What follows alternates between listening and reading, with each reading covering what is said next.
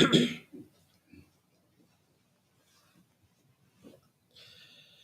الله الرحمن الرحيم الحمد لله رب العالمين والصلاة والسلام الأتمان الأكملان على خير خلق الله أجمعين وعلى آله وصحبه ومن اهتدى بهديه واستنى بسنته إلى يوم الدين. اللهم علمنا ما ينفعنا وانفعنا بما علمتنا وزدنا علما وأرنا الحق حقا وارزقنا اتباعه وأرنا الباطل باطلا وارزقنا اجتنابه واجعلنا ممن يستمعون القول فيتبعون أحسنه وبعد السلام عليكم ورحمة الله وبركاته.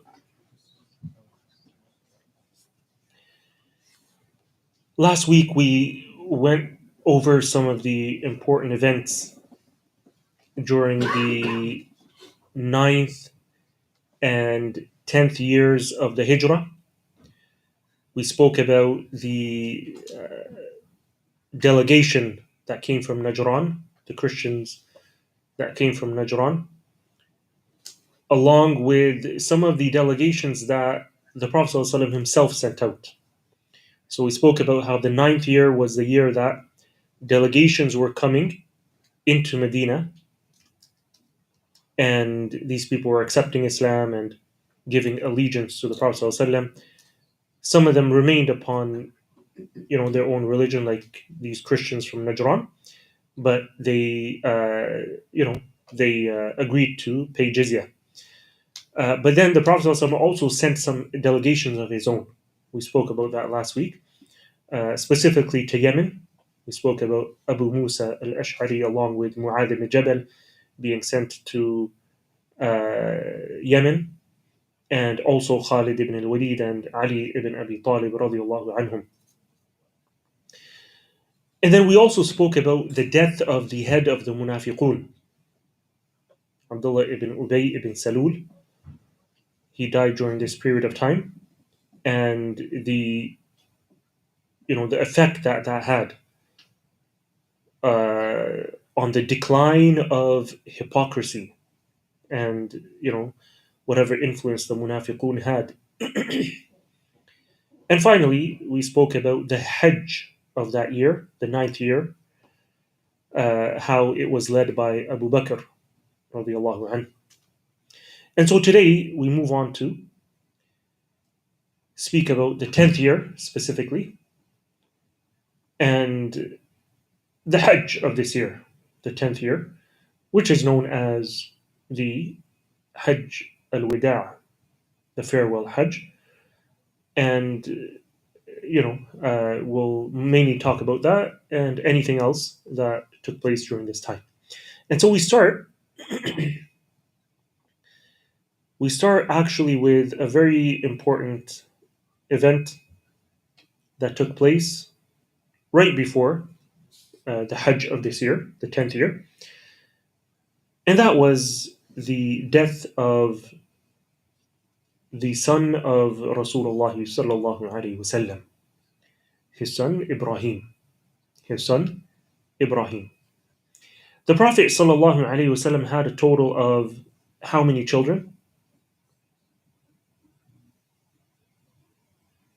He had a total of 7. 3 boys and 4 girls. His boys were Ibrahim, Abdullah, and what was his kunya? Qasim, Abul Qasim. And his 4 daughters were Zainab, Fatima, Kulthum, and Ruqayya. Right? So these were the children of the Prophet ﷺ. And by the way, all of them were from one wife. Who? Khadija radiallahu anha. All of them were born in Mecca, with the exception of Ibrahim.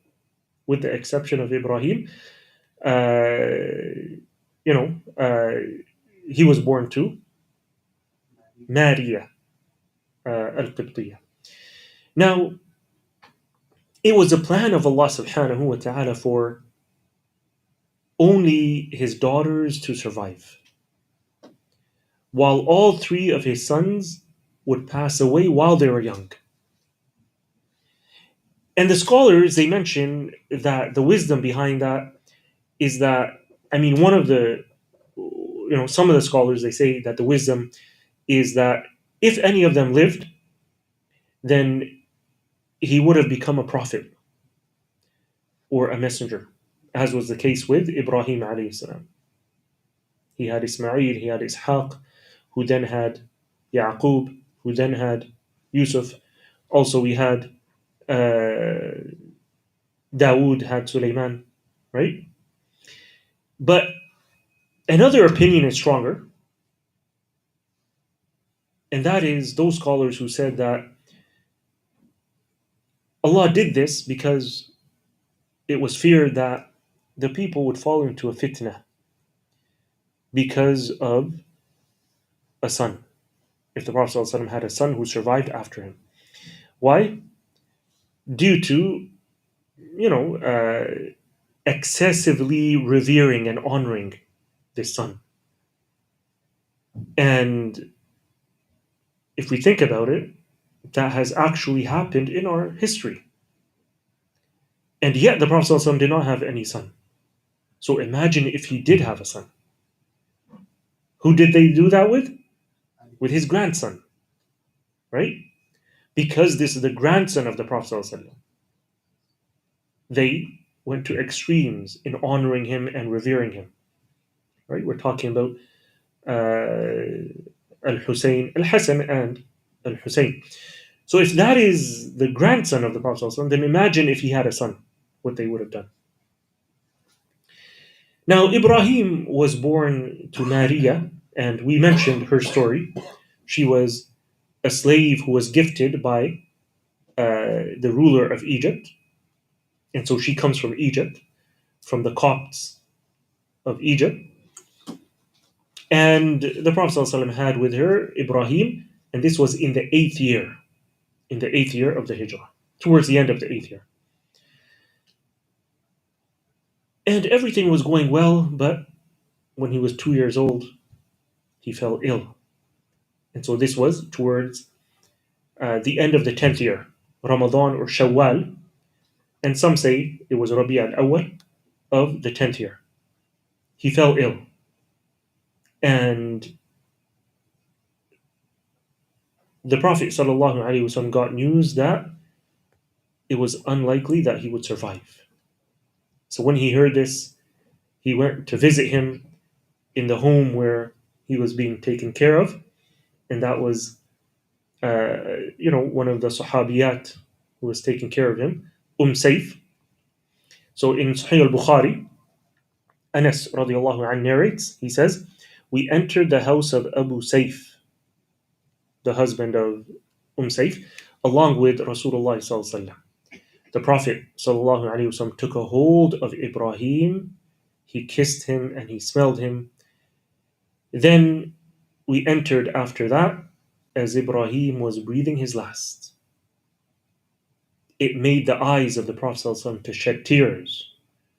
So Abdur-Rahman ibn Auf, who was with them, he asked, even you, O Messenger of Allah? Meaning, even you are crying like this, like any of us.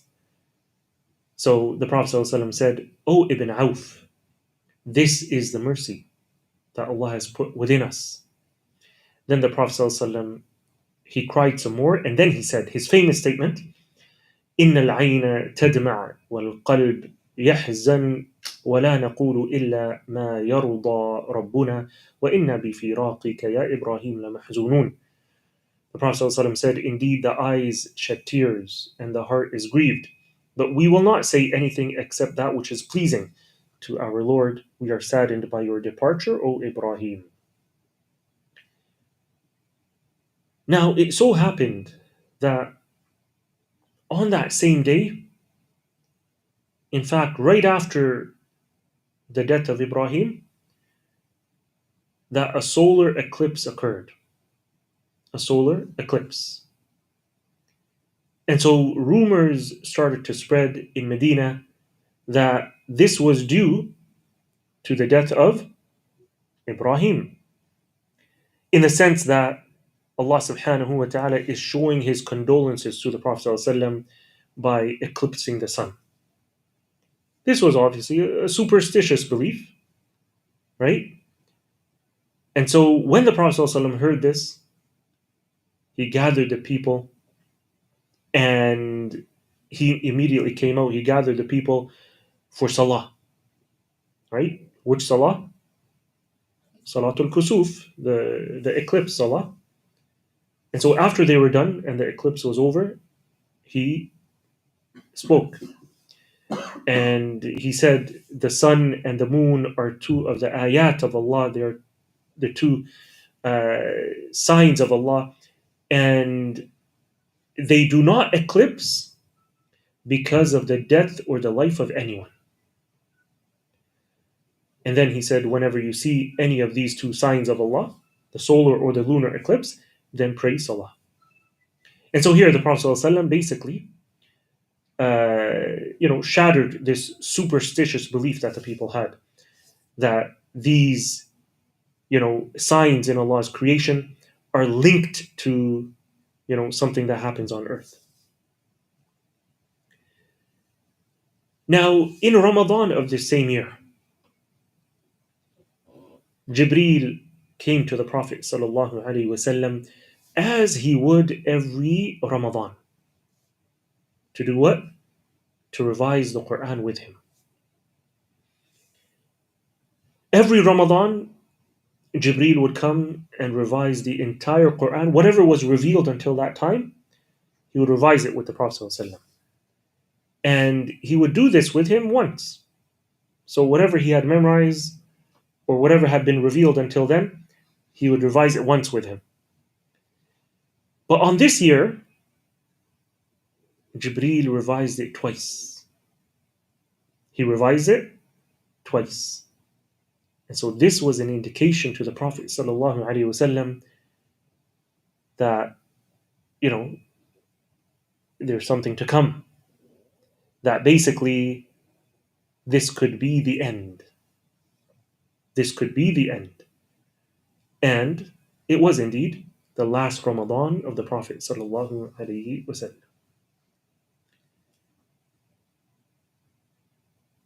And so that brings us now to talk about the farewell Hajj.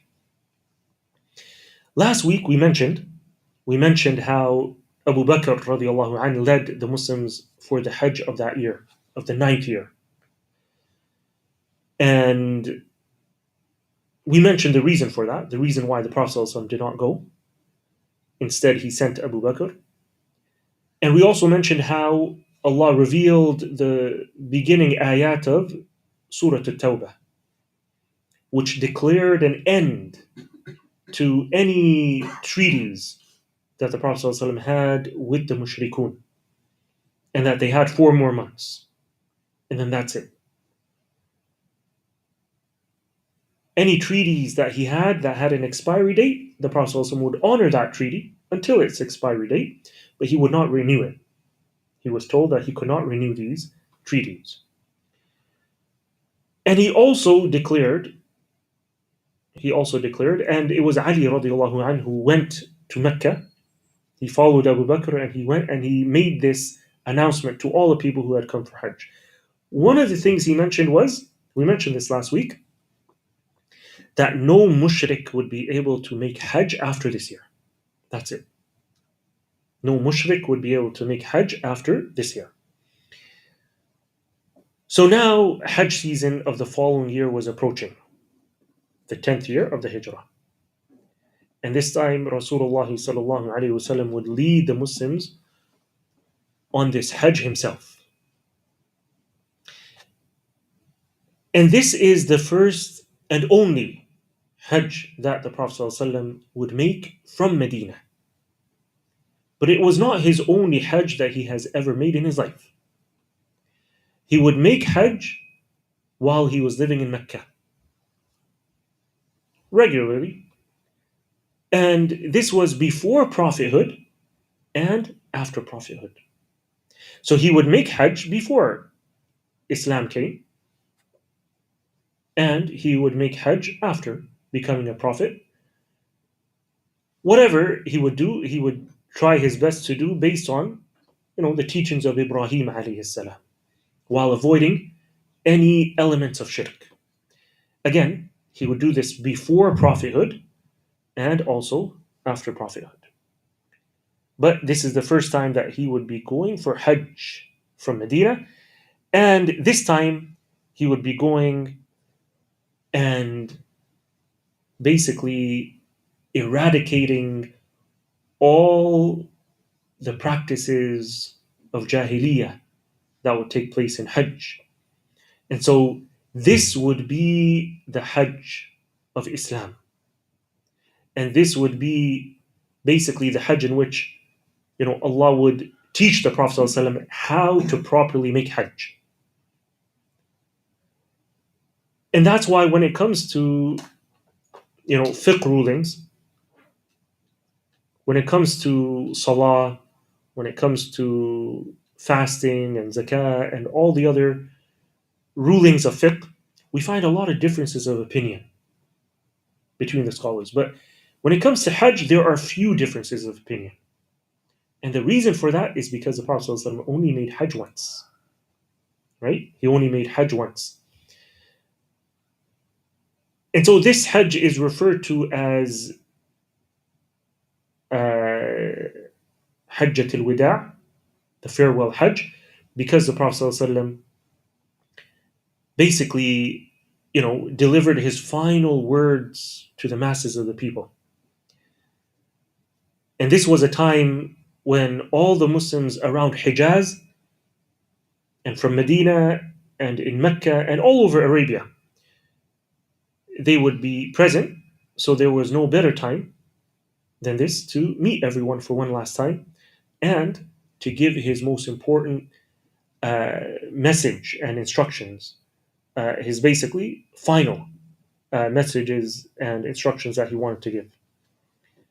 The Prophet ﷺ announced to everyone in Medina and on the outskirts of Medina that he was going for Hajj, and he wanted everyone to come. And he took all of his wives with him, and also his daughter Fatima. And he set out on the 25th of Dhul Qa'dah. He set out from Mecca for Medina in a very simple way, riding on his simple camel. And he said, "This is a Hajj bila riya wala sum'ah." This is a Hajj that I'm performing. There's no showing off. There's no, trying to, impress people. This is a Hajj for the sake of Allah. He reached Mecca on the 4th of Dhul Hijjah, and that was approximately the amount of time it would take in those days to travel from Medina to Mecca, about 10 days. And he was also accompanied by more people who joined him along the way. And so he entered Mecca. Before entering, he took a shower, he took a bath, and then he entered, and then he made tawaf, and he made umrah. He made umrah. And then after that, he stayed in Mecca. After that, he stayed in Mecca. Some of the companions, they made the Hajj, which is known as tamattu', where after you've made your umrah, you get out of the state of ihram until the days of Hajj, and then you get back into the state of ihram. Right? And this was for those who did not bring their animals with them to sacrifice. But the Prophet ﷺ had his animals, so he remained in that state. And later on, he would say that if I was to go back, I would not have brought my sacrificial animal with me, so that he could enjoy. That's the meaning of Hajj tamattu', right? You enjoy the privilege of being out of the state of ihram. So anyways, After performing Umrah, they stayed in Mecca, and then a few days later, on the morning of the 8th of Dhul Hijjah, this was a Thursday, on the morning of the 8th, the Prophet ﷺ left Mecca to Mina. And so he spent the night there in Mina. So he prayed all of his Dhuhr, Asr, Maghrib, and Isha there, uh, along with Fajr, the following morning, the 9th. So now the following morning, the 9th of Dhul Hijjah, he set out for Arafah. He set out for Arafah. And this is now the 9th of Dhul Hijjah. So the 9th of Dhul Hijjah is the day of Arafah. When the Prophet ﷺ reached there, it was here in Arafah that Allah subhanahu wa ta'ala revealed which ayah? اليوم أكملت لكم دينكم وأتممت عليكم نعمتي وَرَضِيتُ لَكُمُ الْإِسْلَامَ دِينًا. This famous ayah was revealed on this day. Allah subhanahu wa ta'ala says, today I have perfected for you your deen, your religion, and completed my favor upon you and chosen Islam as your way. When this ayah was revealed, some of the Sahaba, they began to cry. Why? Because they understood that that's it. It's over. If Allah is saying that I have completed your deen for you, meaning all the ahkam, all the do's and don'ts, and Islam is now complete, it means there's not going to be any more revelation. It means that that's it. The Prophet ﷺ has fulfilled his mission. And now, soon, he's going to depart. When Umar radiallahu anhu was asked, why are you crying? He said, when something has gone up and reached the point of completion, there is nowhere for it to go except downward. And this shows us the intelligence and the fiqh of Umar radiallahu anhu. What he meant was Islam has reached the peak. This is the peak. Islam is now complete. And we've enjoyed so much good out of all of this. Allah brought us out of the darkness of Jahiliyyah, and slowly we were moving upward, but now we've reached the top. What's going to happen after this? There's going to be nothing but downward, meaning from here onwards, it means downwards. And so he was referring to the fitan, the trials or tribulations that are going to come in the future. And it began in the time of the Sahaba radiallahu anhum after the death of the Prophet ﷺ. Not right away, but later on. Later on in the time of Ali radiallahu anhu, and then afterwards, and then that's it. After the four khulafa, that was the end of the greatest leaders that this ummah has ever seen. After that, it was kingdoms, and then different states, and then there was no more khilafah. 100 years ago, the khilafah fell, and so what we notice is it's just going downwards until this very day. So, anyways, later on, when Umar radiallahu anhu was the Khalifa, a Jew came to him and said, there is an ayah that you guys recite. If it was revealed to us, the Jews, we would have made that day in which it was revealed a day of Eid, a day of celebration.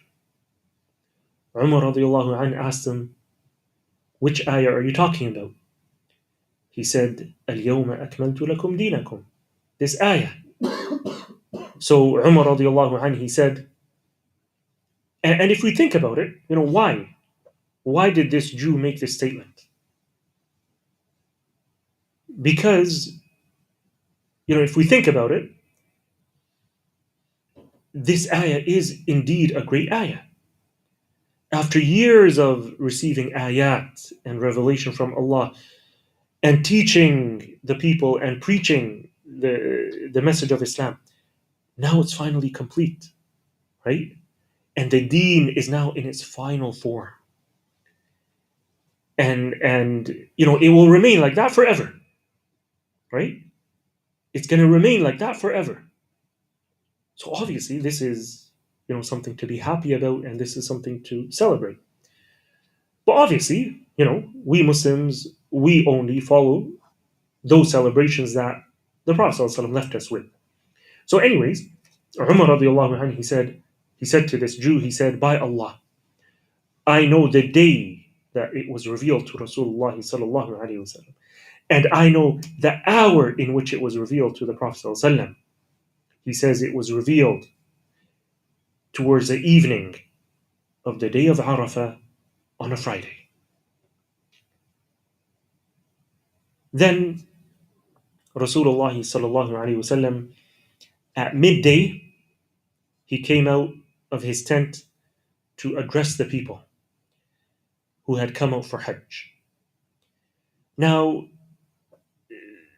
there's no exact number concerning how many people were there for that Hajj. Jabir radiallahu anh, who narrated the story of the Hajj, he says that when I looked, all I could see is people. As far as my sight could reach, all I could see is masses of people. But some scholars, they mention that it was in the tens of thousands, and some say it was over 100,000. And Allah knows best. So all these people were gathered now here on the day of Arafah in the plains of Arafah, and the Prophet ﷺ came out, and this was where he delivered his famous khutbah al-wada', the farewell khutbah. There are various narrations and wordings recorded of this khutbah, mentioned in the various books of hadith. And what we'll do is we'll go through the one narrated by Jabir ibn Abdullah radiallahu anh, which is in Sahih Muslim. And this is part of a long hadith narrated by Jabir radiallahu anh, in which he mentioned the Hajj of the Prophet ﷺ in detail, like how the Prophet ﷺ performed Hajj from A to Z, from the time he left Medina all the way until he completed his Hajj. He mentioned it in detail. And so if you want to go for Hajj, read this hadith, and you'll be able to follow the sunnah in terms of how to perform Hajj. So Jabir radiallahu anh, when he reached this part, the khutbah, he said, then Rasulullah sallallahu alaihi wasallam said to the people, indeed your blood and your property, your wealth are sacred, and as sacred as the sacredness of this day of yours, in this month of yours, in this town of yours. Behold, everything pertaining to the days of Jahiliyyah is under my feet, completely abolished. Also, what is abolished is the blood revenge, the Dhiyaa, of the days of Jahiliyyah. And the first claim of ours on blood revenge, which I abolish, is that of Rabi ibn al-Harith, who was nursed among the tribe of Sa'd and killed by Hudayl. Basically, the Prophet ﷺ was saying that I am abolishing any claims that so-and-so killed so-and-so in the days of Jahiliyyah, so we want to take revenge. So we want the blood money. The Prophet ﷺ was abolishing all of that. And he began with his own family. He said, the first one that I abolish is that of the son of Rabi'a ibn al-Harith ibn Abd al-Muttalib. So it so happened that the son of the cousin of the Prophet ﷺ. So Rabi'a ibn al-Harith is the cousin of the Prophet ﷺ. He had a son who was with this other tribe, and they killed him. Right? This was in the days of Jahiliyyah. So the Prophet ﷺ was saying, I start with my own family. I'm forgiving that. We're not going to ask for the Dhiyaa. Then the Prophet ﷺ said, also, the riba of the days of Jahiliyyah is abolished. And the first of our riba that I abolish is that of Al-Abbas ibn Abdul Muttalib, for it is all abolished. Again, any riba contracts from the days of Jahiliyyah, the Prophet ﷺ said it's over. And the first one that he sought to abolish was that of his own uncle. Because Al-Abbas radiallahu anh, he used to lend people money in Mecca and he would charge them interest. So the Prophet ﷺ is saying that's it, it's over. Meaning when you repay your debts, do not pay it with riba. And then the Prophet ﷺ said, fear Allah concerning women. Indeed, you have taken them on the security of Allah, and intimacy has been made lawful to you by the words of Allah. You too have a right over them, that they should not allow anyone to enter your homes and sit on your bed whom you do not like. But if they do that, then you can discipline them, but not severely. Their rights upon you are that you should provide for them food and clothing in a fitting manner. And then the Prophet ﷺ said, I have left among you the book of Allah. And if you hold fast to it, you will never go astray. And you will be asked about me, meaning on the day of judgment. So tell me, what will you say? They, the companions, they said, we will bear witness that you conveyed the message, and that, you gave us sincere advice. بلغت الرسالة وأديت الأمانة ونصحت الأمة. Right? These were their words. They said to the Prophet ﷺ that we will bear witness to Allah that you conveyed the message, and the trust that you were entrusted with, you fulfilled that, and you gave sincere advice to us. Jabir radiallahu anh, he says, then the Prophet ﷺ raised his finger to the sky and then pointed to the people. He raised his finger to the sky, meaning pointing to Allah, and then pointing to the people. And then he said his famous words, O Allah, bear witness. Allahumma fashhad. He said it 3 times. Allahumma fashhad. Bear witness.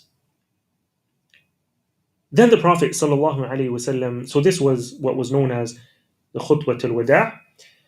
And as I said, there are other wordings as well, different to this, but this was the gist of it. Then the Prophet ﷺ prayed Dhuhr and Asr there in Arafah together. Then after that, he stayed in Arafah and he busied himself with dua.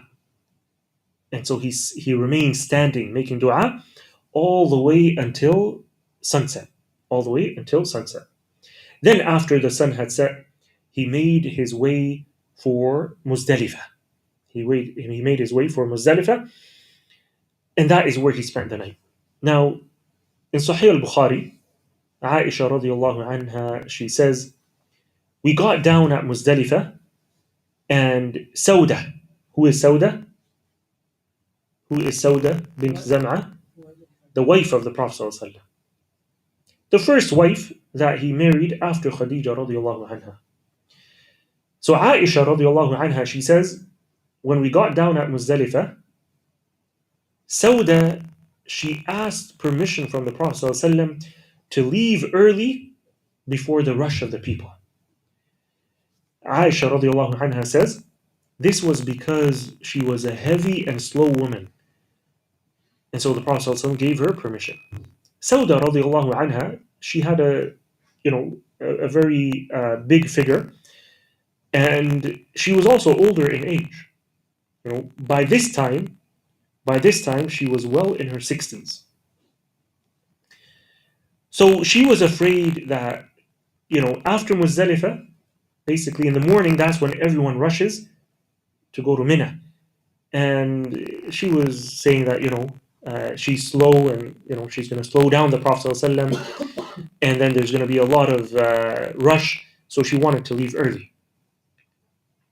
Aisha radiallahu anha, she says, So she departed before the rush of the people. As for us, we stayed in Muzdalifah until Fajr. And then we set out with the Prophet sallallahu alaihi wasallam. Aisha radiallahu anha, she says, but I suffered so much from that, the rush of the people and all. She says, I suffered so much that I wish that I had taken the same permission from the Prophet ﷺ as Sauda had done. And that would have been more dearer to me than any other joy. From this hadith, the scholars say that although spending the night in Muzdalifah is mandatory, they say it is okay for women, for children, for the elderly, and anyone else who needs to leave early, that they could leave early. They spend a part of the night and then they leave before Fajr, basically after midnight. So then Rasulullah sallallahu alaihi wasallam prayed Maghrib and Isha together in Muzdalifah. Then he slept right after praying and he got up for Fajr. After Salatul Fajr, he stood once again and made a long dua until before sunrise. Then he made his way to Mina, where he stoned Jamratul Aqaba, the main pillar of Aqaba, and then he delivered another important khutbah. So this was for the day of Eid. So the next day, this is now the 10th of Dhul Hijjah, and here again the Prophet ﷺ delivered a khutbah. And again, there are different narrations and different wordings of it. We'll go over the one narrated by Abu Bakr radiallahu anh, found in Sahih al-Bukhari and Sahih Muslim. The Prophet ﷺ said, time has taken its original shape, which it had when Allah created the heavens and the earth. Meaning, the time goes through a year, right? As Allah tells us in the Quran, there are how many months in the year? 12, right? The Prophet ﷺ said, after that, the year is of 12 months, 4 of which are sacred, and out of these, 3 are in succession.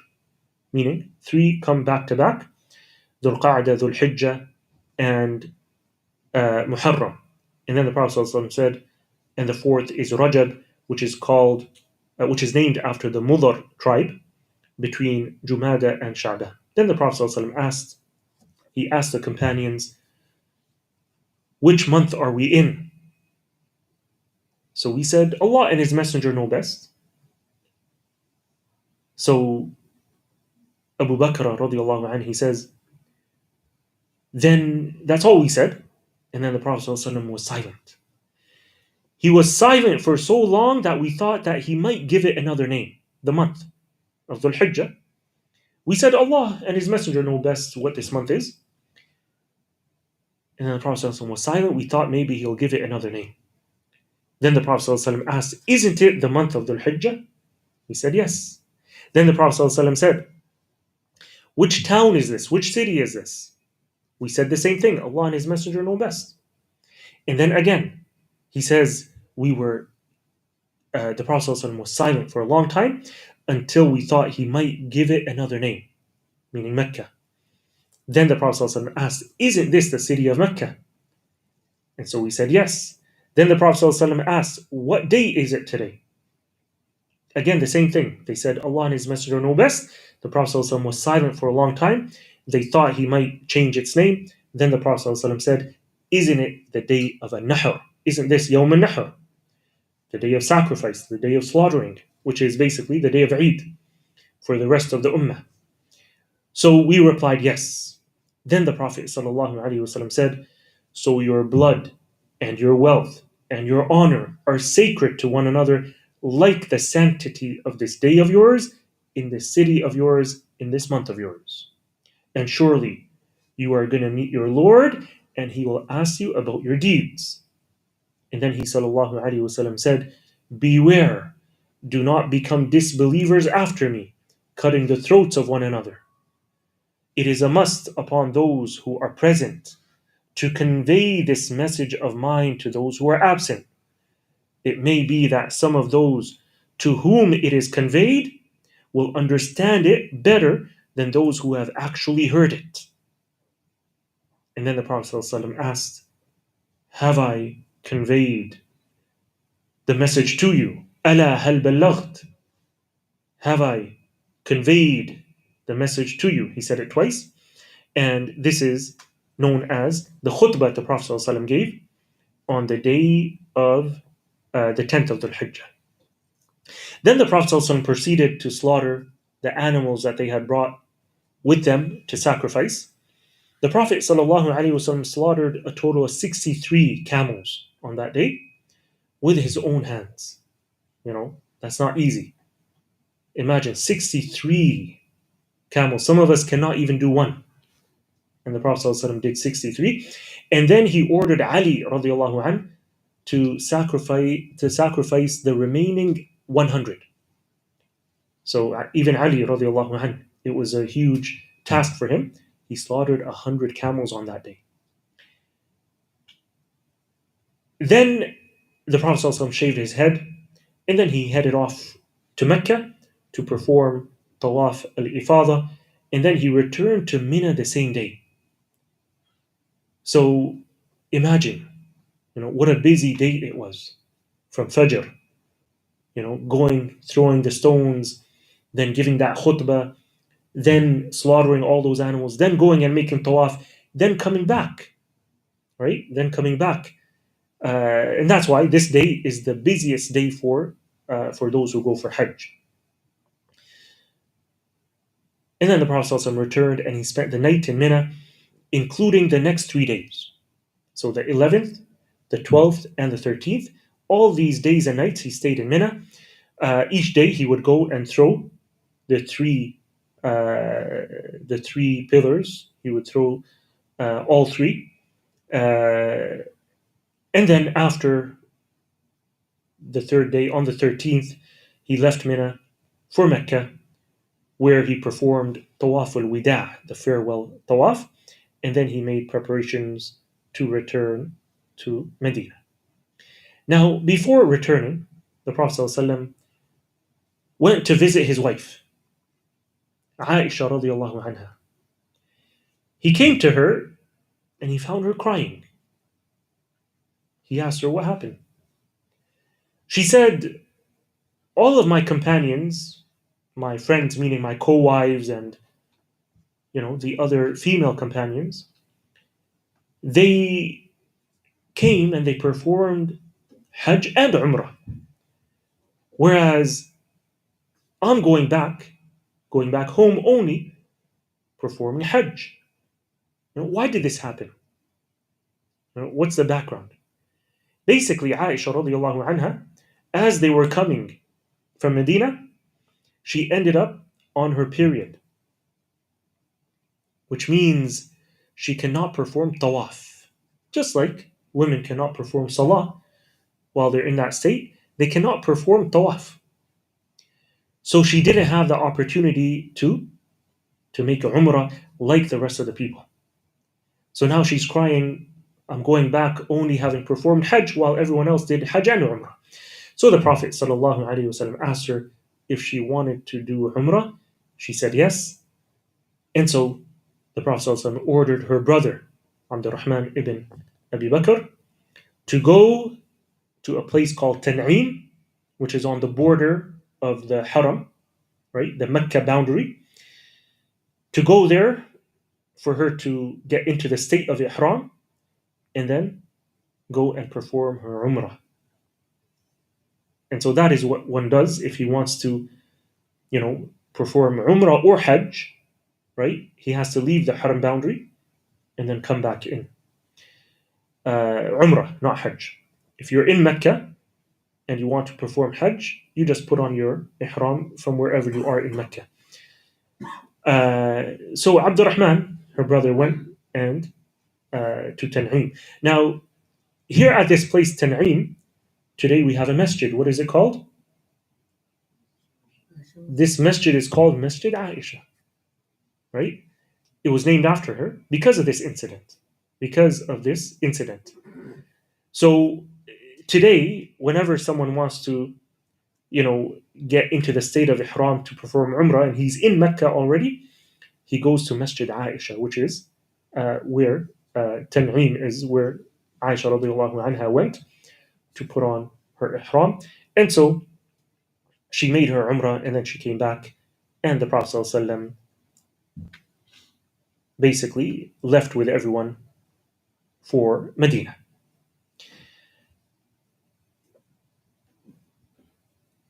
On the way back to Medina, the Prophet ﷺ stopped with all the Muslims at a valley where there was a spring and there was water, a well. And this valley, this area, was known as Ghadir Khum. It's an area known as Ghadir Khum. Here, the Prophet ﷺ stopped, he camped out, and after praying Dhuhr with the Muslims, he reminded the people about the importance of honoring and respecting his family and the members of his household. Al-Bayt, the family of the Prophet ﷺ. And when we talk about the family of the Prophet ﷺ, we're talking about his daughters, and that includes Fatima radiallahu anha, and obviously that includes her husband Ali radiallahu anhu, but it also includes the wives of the Prophet ﷺ, right? It also includes his wives, all of them. So the Prophet ﷺ reminded the people of the importance of honoring and respecting his family. Why did he do this? What is the background? When Ali ibn Abi Talib radiallahu anhu was in Yemen, remember last week we mentioned that the Prophet ﷺ sent him to Yemen to give da'wah. When he was there were rumors surrounding his authority as an emir. The story was that he had some camels that were given in sadaqah, and some of the members of his army, they wanted to use those camels for transportation. Ali radiallahu anhu refused. He said, "This is sadaqah. I'm not going to let anyone touch these camels." And then he left. He had to take care of some work, and he appointed someone to manage the affairs in his absence. But then when he came back, he noticed that the camels were used for transportation. And there were also some clothes, some garments that were given as sadaqah, and they wore them. They were using them. This is after he gave clear instructions that no one should touch. This is sadaqah. No one should touch any of this wealth. So Ali radiallahu anhu, he became extremely angry. And he ordered everyone to give back these clothes. And he took back the camels. And now, this caused some animosity. And between him and, some of these people. And now rumors started spreading about Ali radiallahu anhu, treating those under him unjustly. Right? So now someone went back to Rasulullah sallallahu alaihi wasallam and informed him. One of these people went and complained to the Prophet sallallahu alaihi wasallam that Ali radiallahu anhu is treating us harshly. He's taking back our clothes that we had. And there was one of the companions who was sitting there at the time. Every time this person would say something complaining about Ali radiallahu anhu, this companion would say, "Yes, that's right. Yes, that's right." Right? Like approving. So the Prophet ﷺ put his hand on the knee of this companion and he asked him,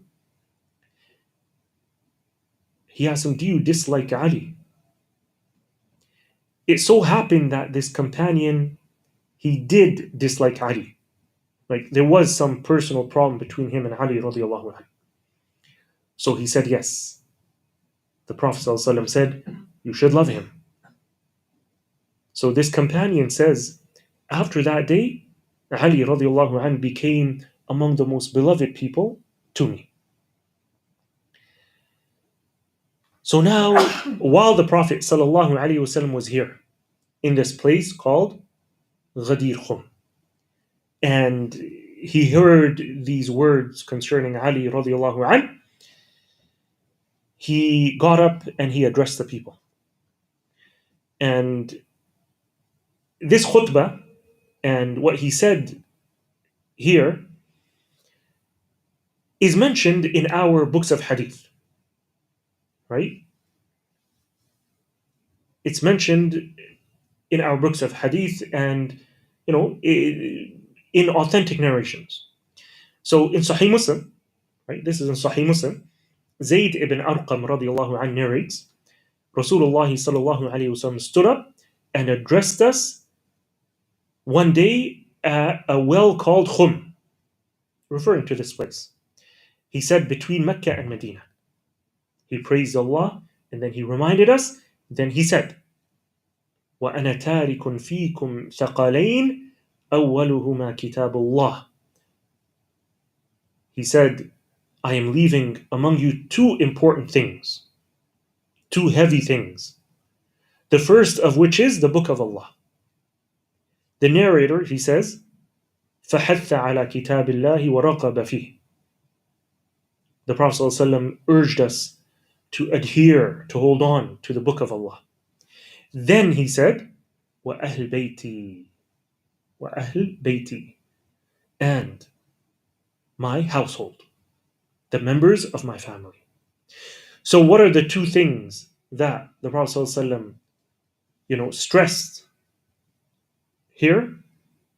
The Book of Allah and the family, his family. But what does each mean? What does each mean? Does it mean the same thing? No.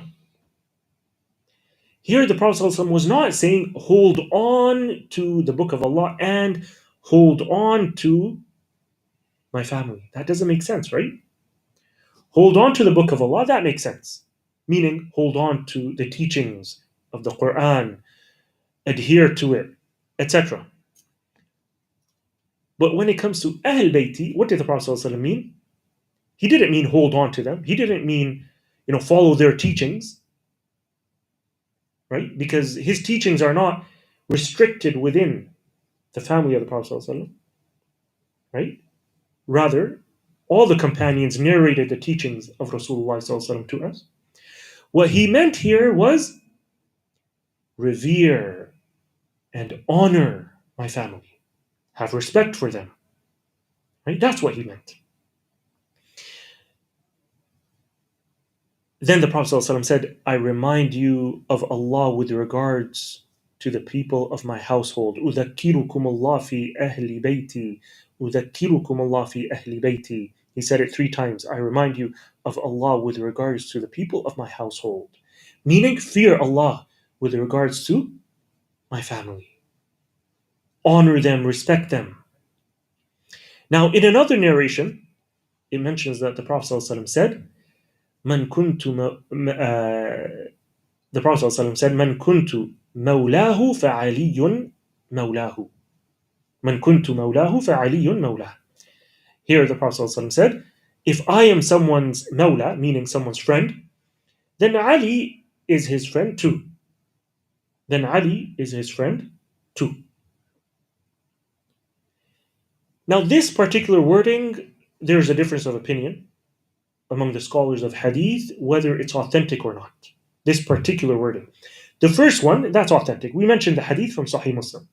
But this particular wording, that if I am someone's mawla, then Ali is his mawla too, there's a difference of opinion among the scholars of hadith concerning its authenticity.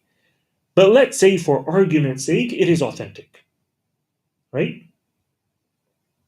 Then what does it mean?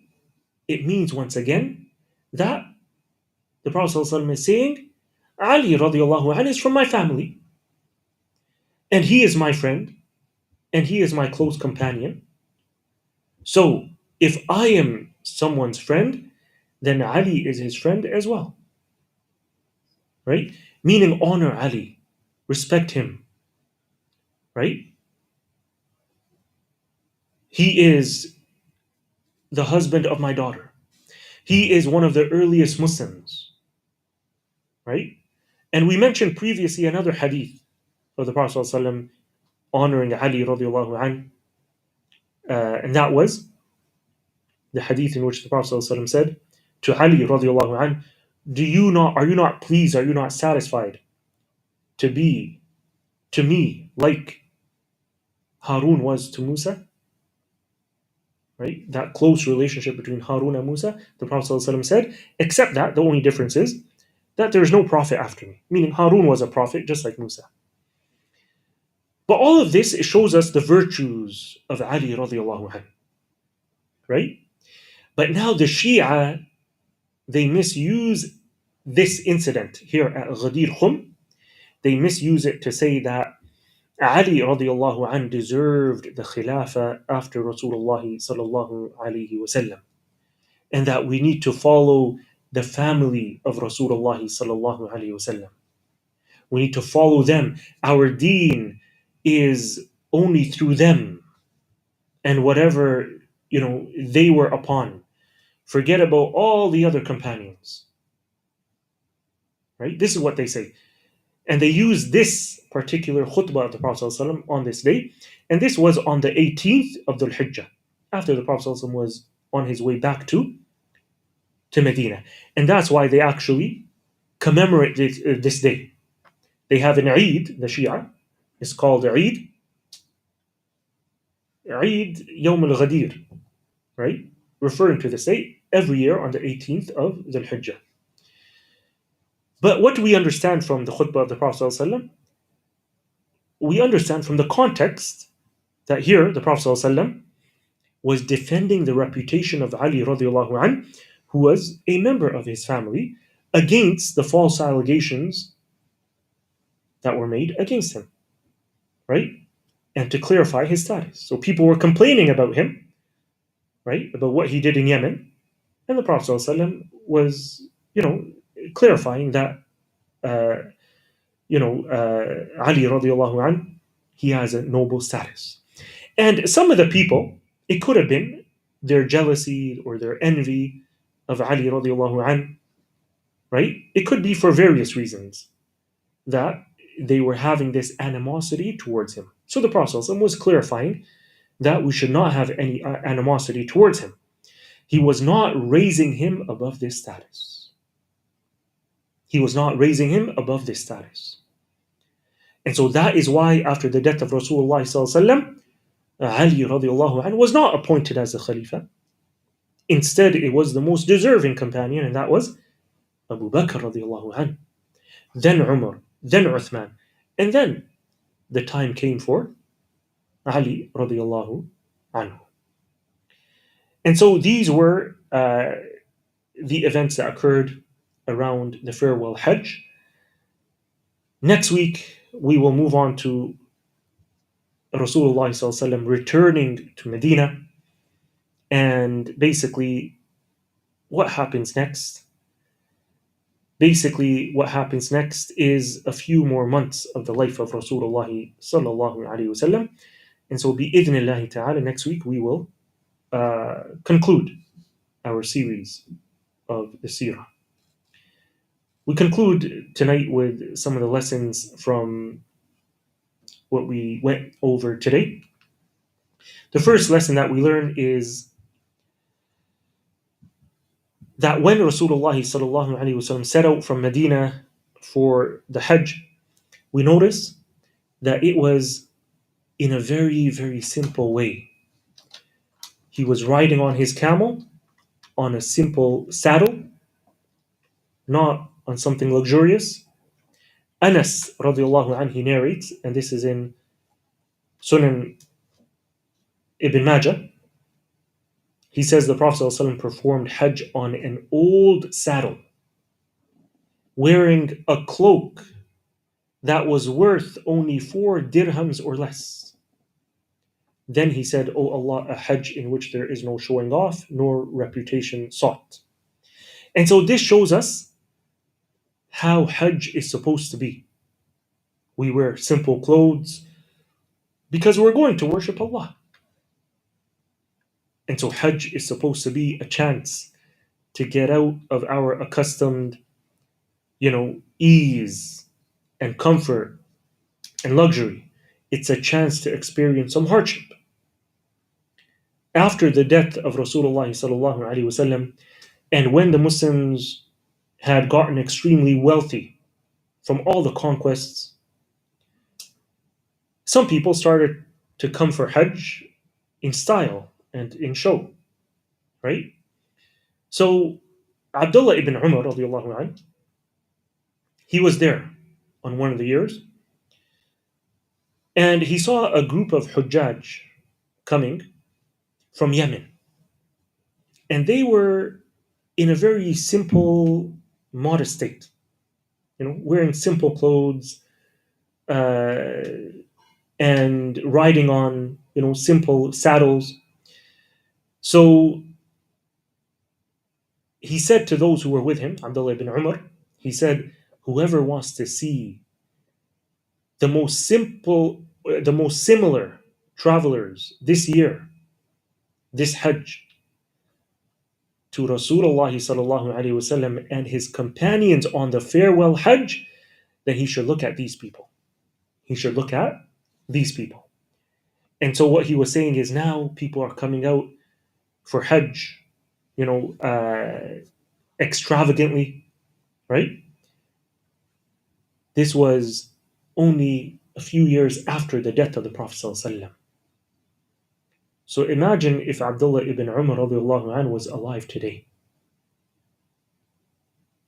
When you go to Mecca today for Hajj or for Umrah, you see extravagance. You will see fancy VIP Hajj as well. Hajj, which is supposed to be, it is supposed to be the same for everyone. Everyone, why is it that we get rid of our clothes and we wear the ihram? To show how simple it's supposed to be and to show how all Muslims are equal. And here, there's not supposed to be any distinguishing between the rich and the poor. But today, if you were to go for Hajj, you see the difference between the rich and the poor in their appearance, in their accommodations, in their transportation, right? Not only in the hotels that they stay in Mecca, but even when you go to Mina and Arafah, right? You have the vast majority of the tents simple. You take your sleeping bag and you lie down, but then you have tents for the VIP that are air conditioned, that have beds in them, that have buffets, 24-hour buffet, right? This is not how Hajj was in the time of the Prophet sallallahu alaihi wasallam. And so the whole objective of Hajj is, you're going to worship Allah and leave behind the dunya, not to take the dunya with you. The second lesson that we learn from the farewell Hajj is that the Prophet ﷺ, throughout the khutbah, the farewell khutbah, he stressed on bringing an end to all aspects of the days of Jahiliyyah. What do we notice? What did the Prophet ﷺ focus on? He could have spoken about Tawheed, about Salah, about so many other things, but he decided to speak about those aspects of the days of Jahiliyyah that he wanted to basically bring an end to. So he spoke about the blood money and how whatever killings took place in the days of Jahiliyyah, that's it. Moving forward, we're not gonna bring up those cases. Why? Because bringing up these cases, it leads to wars. Why is it that the Arabs, they used to fight each other so much? Obviously we're talking about before Islam. Tribes used to be at each other's throats. Why? The main reason was because of killings. One one tribe would be responsible for killing a member of another tribe, and then that tribe would come to take revenge, and an all out war would break out. So the Prophet ﷺ wanted to bring an end to this feudal tribal system among the Arabs. And then he did the same with riba, right? Riba that was rampant among that society. He wanted to bring it to an end. And he said, moving forward, that's it. I'm abolishing any former contracts of riba. And he started with his own uncle, Al-Abbas ibn Abdul Muttalib, radiallahu anhu. And then he also turned their attention to something else that was rampant in that society of the days of Jahiliyyah, and that was oppression and injustice to women. Right? Women did not have any rights. So the Prophet ﷺ spoke about the rights of women. But notice how, although he stressed on the importance of giving them their rights, he did not go overboard. Right? Like the feminists of today who say that women should be equal to men. The Prophet ﷺ did not say that. Right? Women were degraded in that society, so he brought them up. He brought them up to the level where they should be, not at the level equal with men. But unfortunately, today it's even worse. Not only have they tried to bring women equal to men, but they've also gone beyond that. And so women have more rights than men today, right? So it's even worse than it was in the beginning. And so the point is that, it's not a one-way street like the feminists want it to be, but it's a two-way street. Both men and women have rights, and they both have responsibilities, and that is what Islam teaches us. Number 3, not only did Rasulullah sallallahu alaihi wasallam stress on abolishing the practices of Jahiliyyah with his words, but he also did it with his actions. He also did it with his actions. An example of this, Quraysh, in the days of Jahiliyyah, when they would go for Hajj, they would avoid standing in Arafah with the rest of the Hujjaj.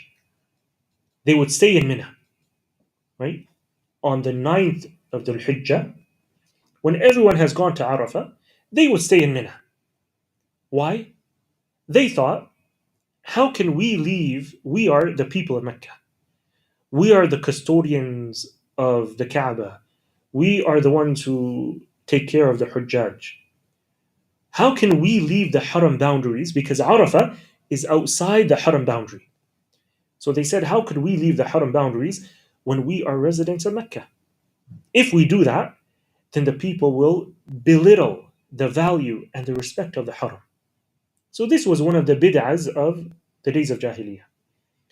The Prophet ﷺ broke this practice. He was a member of Quraysh. And so he went out with the Muslims and stayed in Arafah, as we saw, right? And as Allah commanded him. As Allah commanded him in the ayat in Surah Al-Baqarah. But what's interesting to note here is that the Prophet ﷺ actually broke this practice way before the farewell Hajj. And even before Islam, right? Even before Islam. Because the Prophet ﷺ, although no revelation has come to him yet, he was not ever involved in the practices of the mushrikun. Never once did he ever worship an idol. And when he would make Hajj, he would try his best to, do what everyone else was doing. And he knew deep down inside that this is wrong. That when everyone else is going to Arafah, why are we staying here? Right? And in doing so, he was actually following in the footsteps of Ibrahim alayhi salam. Right? Ibrahim and Ismail, they are the ones who started the Hajj. As Allah tells us in the Quran, commanding Ibrahim, وَأَذِّن فِي النَّاسِ بِالْحَجِّ. Proclaim the Hajj, O Ibrahim. At that time, there was no one there. but Allah made his voice to reach everyone, right? So Jubair ibn Mut'im, he says about a time before prophethood, he says that one day I lost a camel of mine. So I went in search of it on the day of Arafah. So I saw Muhammad sallallahu alaihi wasallam standing in Arafah. So I said to myself, I swear he is from Quraysh, who don't stand here. So what on earth is he doing here? Right? So this tells us that the Prophet sallallahu alaihi wasallam, even before prophethood, he broke this practice of Jahiliyyah. Nonetheless, in the farewell Hajj, the Prophet sallallahu alaihi wasallam, you know, every step he was being guided by Allah, and he was basically, with his own actions, he was abolishing the practices of the days of Jahiliyyah. Also, as we mentioned last week, they used to perform tawaf naked around the Kaaba, and the Prophet ﷺ forbade that now.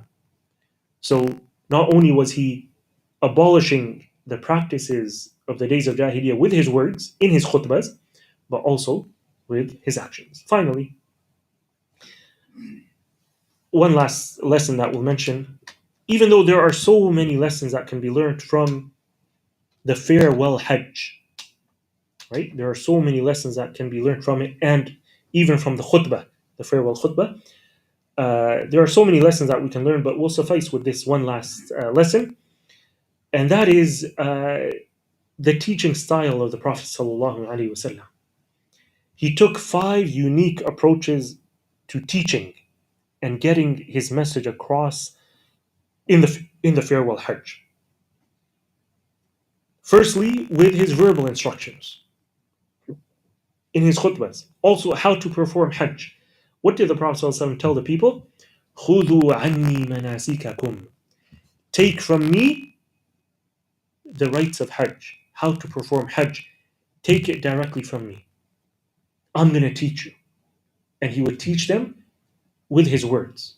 So, verbal instructions. Number 2, practically demonstrating. So, practically, every step he took, he was showing them how to perform Hajj with his actions, right? And the companions narrated to us the Hajj of the Prophet ﷺ in every detail, how he performed Hajj. Number 3, he taught them by repeating certain contents of his khutbahs more than once. So the farewell khutbah, it was not the only khutbah he did, as we mentioned. There was also the khutbah on the next day. And there was another khutbah on the day after that. And in many of these khutbahs, you would find overlap. You would find, some of the messages repeated. And this is one of the methods of teaching. When you want to get a message across, you repeat the same thing to emphasize it. Also, another teaching method the Prophet ﷺ used is, he said, فَلْيُبَلِّغْ الشَّاهِدَ الْغَائِبِ. Let those present convey the message to those absent. Because in those days, there were no cameras, there were no, means of recording a message, right? So the only way to do it is the Prophet ﷺ conveys the message, and then those who are present who heard it, they are now going to convey it to others. So the Prophet ﷺ mentioned this in his khutbah. Whatever I have said, all of you who are present, convey it to those after you. And then he said something very important, that it could be that the one who is carrying the message, he only carries the words, right? But he may carry the words to someone who is intelligent, someone who Allah has gifted with intelligence and understanding, right? And then he now takes those words and he deduces evidences from them. And this is what the scholars mention as a guidance from the Prophet ﷺ, proving that there will be There will be narrators of hadith, and then there will be scholars of hadith. A narrator of hadith simply narrates what he heard. But then a faqih, a scholar of the deen, he will then interpret those words, right? And he will be a huge benefit for the ummah.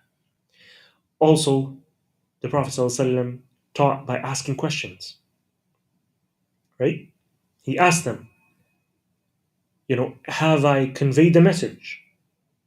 And he asked them, what city is this? Remember? What day of the year is it? What month is this? Why? Because when you ask questions, you make sure that the people are paying attention. And you make sure that they have understood the message. So we see here from the Prophet ﷺ an example of a teacher.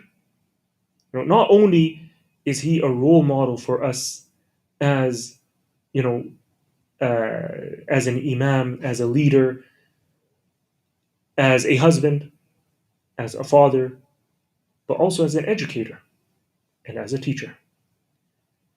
And so this is what we will suffice with, and inshallah ta'ala, we will conclude next week bi'idhnillah.